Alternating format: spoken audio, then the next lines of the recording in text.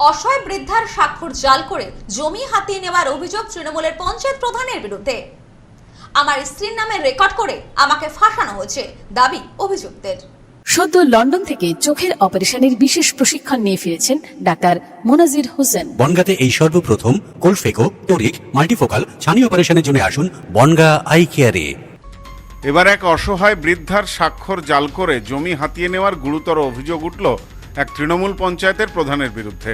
ঘটনাটি ঘটেছে উত্তর 24 পরগনা জেলার হাসনাবাদ থানা এলাকার ভেবিয়া পঞ্চায়েতের সাদিকাজি এলাকায়। নিজের জমি ফেরত পাওয়ার পাশাপাশি সই জালিয়াতির এই অপরাধে অভিযুক্ত প্রধানের কঠোর শাস্তির দাবিতে প্রশাসনের দ্বারস্থ হয়েছেন ওই বৃদ্ধা। আক্রান্ত বৃদ্ধার নাম বন্দনা ভট্টাচার্য। স্থানীয় সূত্রে জানা গেছে 2019 সালে সাতগাছি এলাকায় বেশ কিছু জমি কেনেন বন্দনা ভট্টাচার্য। এর কয়েক বছর পর তিনি হঠাৎ জানতে পারেন তার কেনা জমির একটি বড় অংশ ভেবিয়া পঞ্চায়েতের প্রধান অলিউল মণ্ডলের স্ত্রী তহমিনা পারভিন মণ্ডলের নামে রেকর্ড হয়ে গেছে। ঘটনায় হতবাক বৃদ্ধা বিভিন্ন স্তরে খোঁজখবর শুরু করলে জানতে পারেন যে পঞ্চায়েত প্রধান অলিউল মণ্ডল তার সই জাল করে জালিয়াতি করেই এই জমি নিজের স্ত্রীর নামে হস্তান্তর করে নিয়েছেন।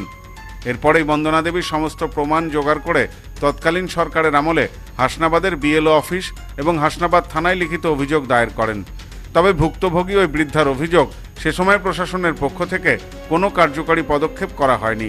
সম্প্রতি রাজ্যে রাজনৈতিক পালা পরিবর্তনের পর পুনরায় বিচারের আশায় বুক বেঁধেছেন ওই বৃদ্ধা।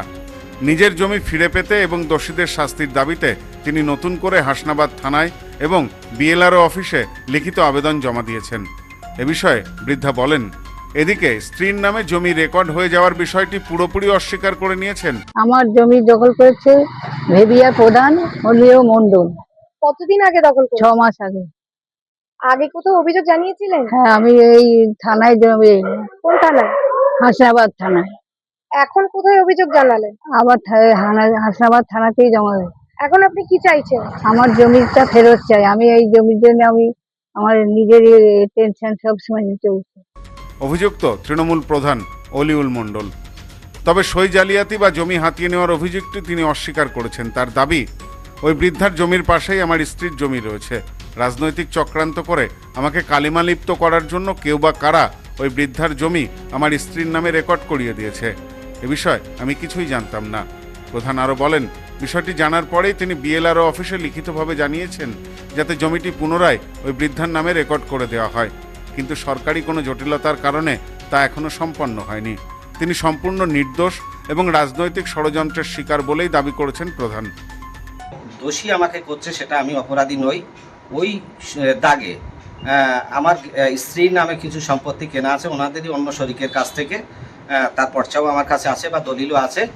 এখন সদ্য লন্ডন থেকে চোখের অপারেশনের বিশেষ প্রশিক্ষণ নিয়ে ফিরেছেন ডাক্তার মোনাজির হোসেন। বনগাঁতে এই সর্বপ্রথম কোলফেকো, টোরিক, মাল্টিফোকাল ছানি অপারেশনের জন্য আসুন বনগাঁ আই কেয়ারে।